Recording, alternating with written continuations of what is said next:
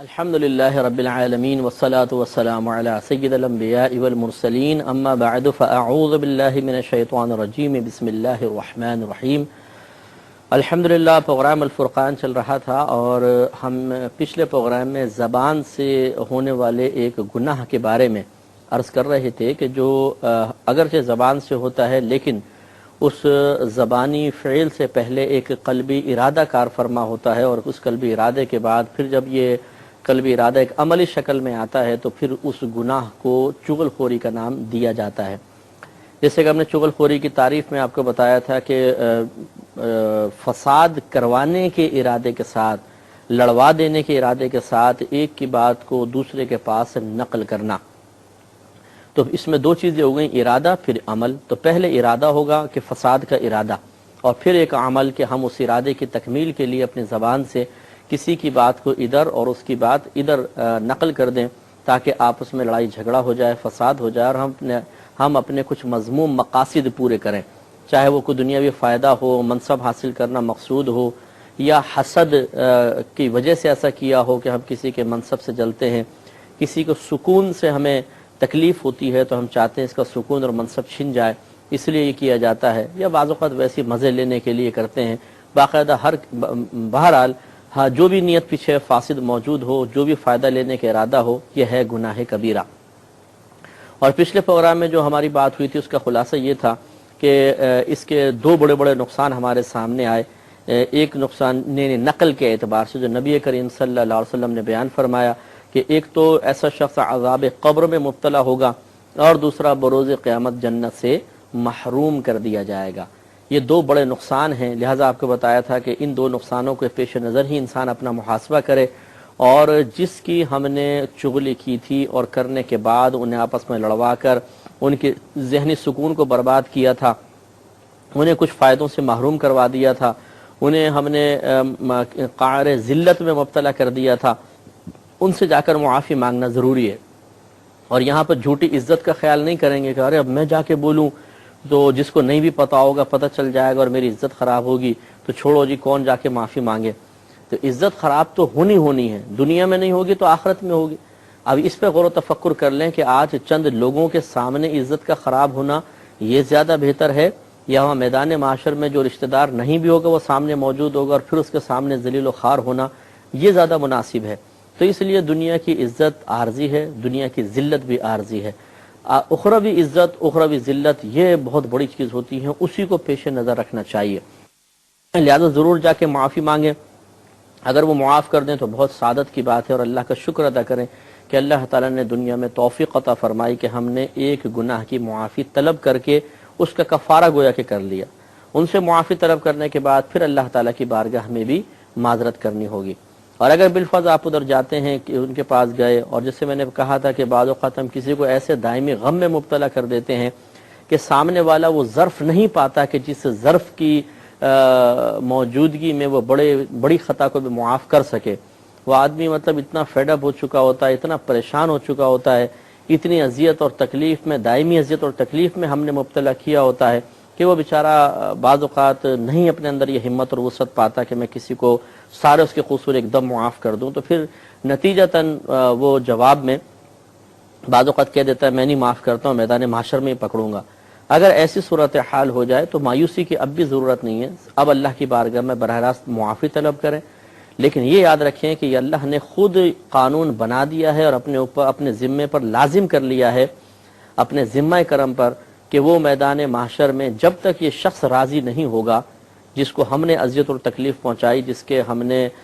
حقوق العباد تلف کیے تھے، تو اس وقت تک اللہ تعالیٰ براہ راست معاف نہیں فرمائے گا۔ لیکن اب اس میں صورتحال یہ ہے کہ اب انسان کو چاہیے کہ وہ اس شخص کے لیے خوب کثرت سے ایصال ثواب کرے، جو بھی نیک عمل کریں، فرض، واجب، سنت، نفل، اس کا ثواب اسے بھی بھیجتے رہیں۔ اس کے علاوہ اس کے لیے دعائیں مغفرت کریں۔ یہ بھی بہت بہتر عمل ہے کہ ان کے لیے کوئی ثواب جاریہ کر لیں۔ مثال کے طور پر کوئی مسجد بنوا دی، اگر اتنا آپ افورڈ نہیں کر سکتے، مسجد میں قرآن رکھوا دیا، سپارے رکھوا دیے، کسی کو دینی طالب علم کو فنڈ وغیرہ دے دیا، پیسے دے دیے، وظیفہ دے دیا کہ وہ عالم بن جائے، حافظ بن جائے، قاری بن جائے، اس طریقے سے یعنی ان کے لیے ثواب جاریہ کا اہتمام جب کر دے گا انسان پھر دعائے مغفرت بھی کرتا رہا ہو، ایصال ثواب بھی کرتا رہا ہو، اب جب وہ بروز قیامت آئے گا تو اللہ تبارک و تعالیٰ اسے اس سے انشاءاللہ راضی فرما دے گا، اس لیے کہ جب وہ پہاڑوں کے برابر نیکیاں دیکھے گا اور اس وقت تو ایک نیکی بڑی قیمتی ہوگی، تو پھر وہ حیرت سے مطلب دیکھے گا کہ یہ کہاں سے اتنی ساری نیکیاں آ گئیں۔ اب جب پتہ چلے گا کہ اس شخص نے تمہیں نیکیاں دی ہیں تو وہ اس کا قصور بھول جائے گا اور معاف کر دے گا، اور بعض اوقات اللہ تبارک و تعالی خود ایسا اہتمام فرما دے گا۔ مثال کے طور پہ جیسے کہ روایت میں آتا ہے کہ ایک ظالم اور مظلوم اللہ تعالیٰ کی بارگاہ میں آئیں گے، مظلوم ظالم سے اپنا حق مانگے گا، اللہ تعالیٰ فرمائے گا تو کیا چاہتا ہے؟ تو یہ کہے گا کہ اللہ تعالیٰ میں چاہتا ہوں کہ اس کی نیکیاں میرے نام اعمال میں ڈالی جائیں، تو اللہ تعالیٰ ظالم کی نیکیاں اس کے نام اعمال میں ڈال دے گا، لیکن پھر بھی ابھی معاملہ مطلب برابر نہیں ہوگا۔ اللہ تعالیٰ فرمائے گا اب تو کیا چاہتا ہے؟ تو وہ کہے گا یا رب کریم میری برائیاں اس کے نام اعمال میں ڈال دی جائیں، تو برائیاں اس کے نام اعمال میں ڈل جائیں گی، پھر بھی معاملہ پورا نہیں ہوگا تو اللہ تعالیٰ فرمائے گا کہ اوپر دیکھ، تو اب یہ مظلوم اوپر دیکھے گا تو اس کو جنت نظر آئے گی، جنت کے محلات نظر آئیں گے، تو اللہ تعالیٰ فرمائے گا کہ وہ پہلے پوچھے گا کہ اللہ تعالیٰ یہ کس کے لیے ہیں؟ تو اللہ تعالیٰ فرمائے گا جو اس کی قیمت ادا کر دے، تو وہ کہے گا یا رب کریم ان محلات کی قیمت کون دے سکتا ہے؟ یعنی اتنے قیمتی محلات، جیسے سرکار نے فرمایا کہ ایک اینٹ سونے کی ایک اینٹ چاندی کی ہوگی، موتیوں کے بنے ہوئے محل ہوں گے، تو وہ کہے گا کہ یا رب کریم یہ اس کی قیمت کون دے سکتا ہے؟ تو اللہ تعالیٰ فرمائے گا کہ تو دے سکتا ہے۔ وہ عرض کرے گا یا رب کریم میں کیسے دے سکتا ہوں؟ تو اللہ تعالیٰ ارشاد فرمائے گا کہ تو اپنے اس مسلمان بھائی کو معاف کر دے، یہی اس کی قیمت ہے۔ تو وہ فوراً کہے گا کہ یا رب کریم تو گواہ ہو جا میں نے اپنے اس بھائی کو معاف کیا۔ اب اللہ کا کرم دیکھیے کہ اللہ تعالیٰ فرمائے گا کہ اگر تو نے معاف کر دیا تو اب اپنے اس بھائی کا ہاتھ پکڑ اور دونوں داخل جنت ہو جاؤ۔ یعنی وہ ایسے ہی ہوگا کہ وہ مطلب نیک ہوگا لیکن اس نے بہرحال حقوق العباد بھی تلف کیے ہوں گے، تو جب یہ مظلوم راضی ہو گیا تو اللہ تبارک و تعالیٰ پھر اس سے بقیہ خطاؤں سے تھوڑی بہت سے درگزر فرما کے اسے بھی داخل جنت فرما دے گا۔ تو اس لیے ہمارے جتنے بھی دیکھنے والے بھائی اور بہن ہیں، ہماری گزارش ہے کہ ان باتوں کو نظر انداز نہ کیا جائے۔ جس طرح ہم دنیا کے لیے ایک پلان بناتے ہیں، دنیا کے لیے کچھ عملی طور پر ہم فیوچر کے لیے کچھ کرتے ہیں، کچھ جمع کر کے رکھتے ہیں، ایسے اپنے اخروی فیوچر کے لیے بھی سوچئے، سنجیدگی کے ساتھ، متانت کے ساتھ، خلوص کے ساتھ، اور جہاں تک ہو سکے کوشش کر کے وہاں کی گرفت سے بچنے کے لیے ابھی سے ہی اہتمام کر لیا جائے۔ لہٰذا یہ دونوں چیزیں جو ہم نے آپ کو بتائیں اس پہ توجہ کریں اور اس کے نقصانات پہ غور و تفکر کریں، کیونکہ ایک بعض اوقات ایسا ہوتا ہے کہ انسان وقتی طور پہ کوئی بات سنتا ہے، دل پہ اثر کرتی ہے، دل نرم پڑ جاتا ہے، توبہ کا خیال آتا ہے، توبہ کی طرف انسان مائل ہو جاتا ہے، لیکن پھر جب وہ باتیں کچھ عرصہ گزر جاتا ہے اور وہ باتیں ذہن سے محو ہو جاتی ہیں تو پھر دوبارہ برائی غالب آتی ہے اور انسان کے قلب برائیوں کی طرف مائل ہو جاتا ہے۔ اس لیے اس کے نقصانات پہ غور و تفکر کرتے چلے جانا یہ بہت ہی ضروری ہے۔ تو ہم نے آپ کو بتایا کہ عذاب قبر بھی ہو سکتا ہے، جنت سے محرومی بھی ہو سکتی ہے، اور پھر اس پوائنٹ پہ بھی غور کر لیں کہ جب چغل خور کی چغل خوری کا راز ظاہر ہو جائے، بعض اوقات پتہ چل جاتا ہے اچھا اس نے لگائی بجھائی کی تھی، اس وقت انسان کا وقار زائل ہو جاتا ہے، وہ خود اپنی نگاہوں میں ذلیل اور خوار ہو جاتا ہے، پورے خاندان والے اس پہ تھو تھو کرتے ہیں اور پھٹکار اس پہ برستی ہے، اور لوگ اس کو اپنے گھر میں نہیں گھساتے ہیں کہ نہیں بھائی یہ تو فتنہ ہے، اس کو تو بھگاؤ یہاں سے، شادی بیاہ میں نہیں بلایا جاتا ہے۔ اور جب ایک شخص سے مسلمان نفرت کرنے لگ جائیں اس کے اس گندے عمل کی وجہ سے، تو یہ بہت ہی بری چیز ہے کہ آدمی نے اپنے کبھی افعال کی وجہ سے اپنے آپ کو اس درجے تک پہنچا دیا کہ لوگ اس سے نفرت کر رہے ہیں۔ ایسا ہرگز نہیں ہونا چاہیے۔ تو یہ اس کے ساتھ ہی ہوگا کہ جو اس عادت قبیحہ میں مبتلا رہے گا، تو ان نقصانات کو پر غور و تفکر ضرور کرنا چاہیے۔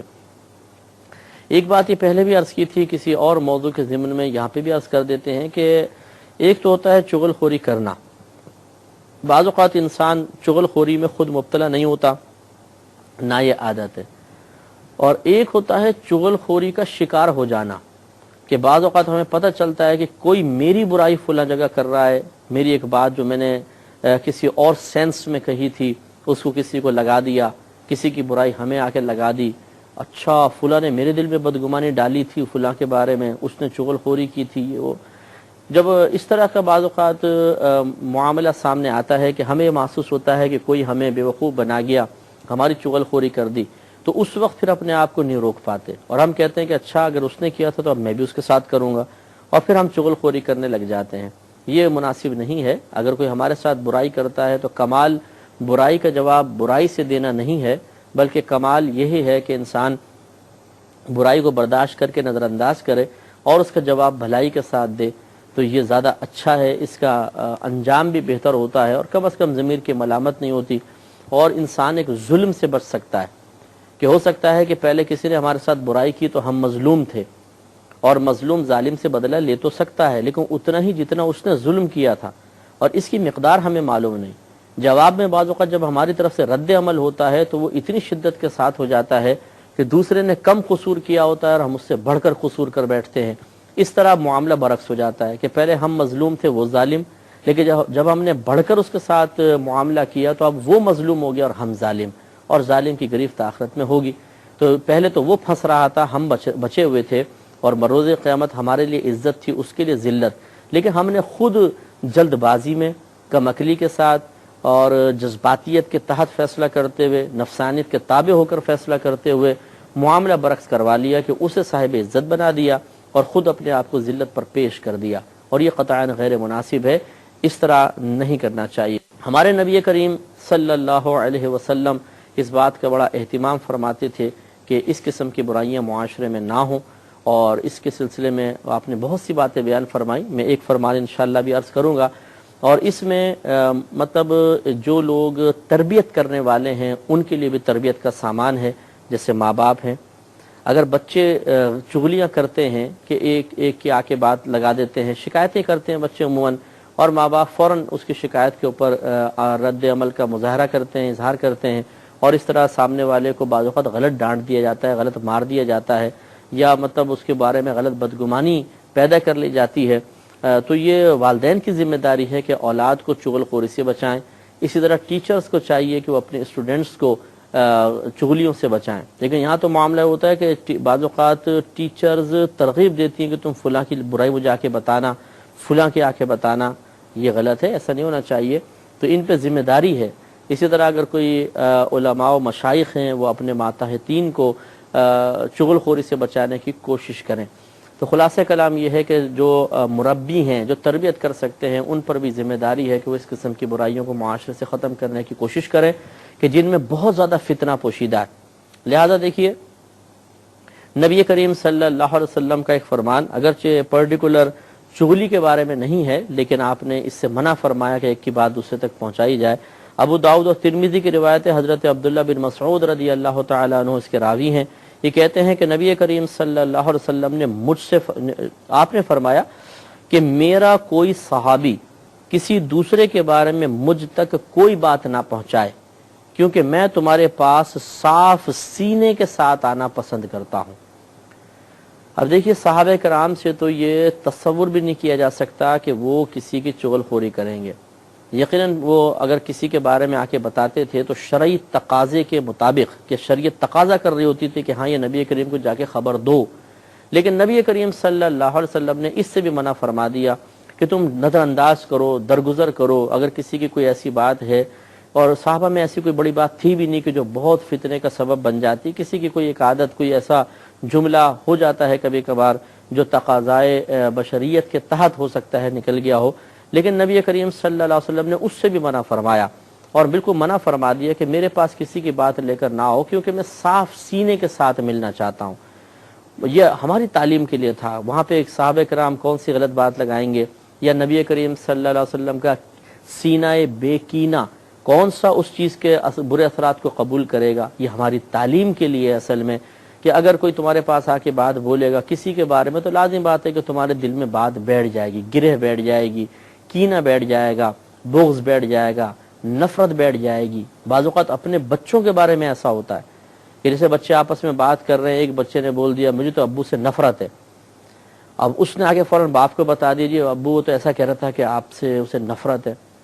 تو اب چاہے وہ گرفت فوراً باپ نہ کرے، بعض اوقات یہ دیکھا ہے کہ پوری زندگی دل میں یہ بات رکھ لی جاتی ہے کہ اس اولاد نے مجھ سے ہی کہا تھا، مجھے میرے بارے میں کہا تھا مجھے اپنے باپ سے نفرت ہے۔ اب چاہے وہ کتنی محبت کا اظہار کرے، لیکن وہی پہلا بلب جلتا رہتا ہے کہ نہیں اس نے کہا تھا کہ مجھے اپنے باپ سے نفرت ہے۔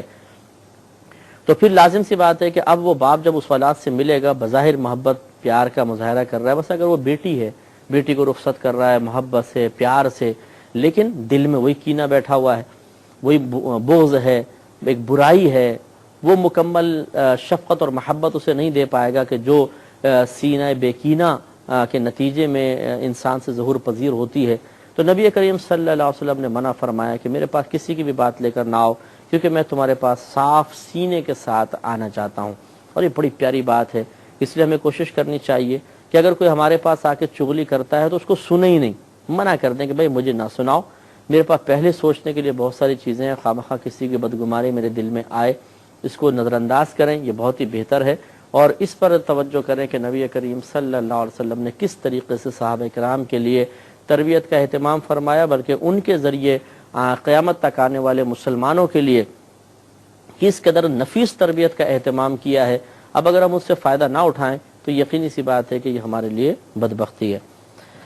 اور یہ اگرچہ منافقین کے بارے میں نبی کریم صلی اللہ علیہ وسلم نے بیان فرمایا، لیکن چونکہ چغل خور بھی ایک جہت سے منافقت رکھتا ہے کہ وہ کسی کے پاس آتا ہے ہمدرد بن کر کہ ارے اس نے آپ کے بارے میں ایسا کہہ دیا، میں آپ کو بتا رہا ہوں، تو بظاہر لگتا ہے ہمدرد ہے، لیکن دل کے اندر کیا ہوتا ہے؟ کینہ ہوتا ہے، بغض ہوتا ہے، فساد کا ارادہ ہوتا ہے۔ تو منافق بھی ایسا ہوتا ہے کہ اس کا ظاہر کچھ ہوتا ہے، باطن کچھ ہوتا ہے، اور چغل خور بھی ایک طرح کی منافقت کر رہا ہوتا ہے۔ لہٰذا اس منافقت کو ختم کرنے کی ضرورت ہے، اور اس قسم کے منافق لوگوں کو پہچاننا بہت ضروری ہے۔ اگر آپ اپنے درمیان ان منافقین کو نہیں پہچانیں گے جو اپنے ایک چہرے سے آپ کے ساتھ ملتے ہیں اور دوسرے چہرے سے دوسرے کے ساتھ ملتے ہیں، ان کے دل کسی اور طرف اشارہ کر رہے ہوتے ہیں، ان کی زبانیں کچھ اور کہہ رہی ہوتی ہیں، اگر ہم بیوقوف بنتے رہے، ان کی باتوں کو حق سچ اور 100% درست تسلیم کرتے رہے، تو اسی طرح یا تو ہم کسی کے ساتھ برائی کر بیٹھیں گے، کسی کی نفرت دل میں رکھیں گے، قلبی غیبت میں مبتلا ہوں گے، قطع رحمی کا وبال ہمارے سر پر آئے گا، یا ہم کسی سے انتقامی کارروائی کریں گے تو وہ بیچارہ بھی پھر اذیت اور تکلیف میں مبتلا ہوگا، اور ہمارے نام اعمال میں کبیرہ گناہ لکھا جائے گا۔ اس لیے اس قسم کے لوگوں کو اپنی صفوں میں تلاش کریں، سمجھیں۔ ضروری نہیں ہے کہ آپ اس کے منہ پر کہہ دیں کہ تم چغل خوری کرتے ہو، لیکن اس سے بچ کر رہیں، یہ بہت ہی بہتر ہے۔ اللہ تبارک و تعالی سے دعا ہے کہ ایسے منافقین سے اللہ تعالیٰ میں بچنے کی توفیق عطا فرمائے، آمین۔ وآخر دعوانا ان الحمد للہ رب العالمین۔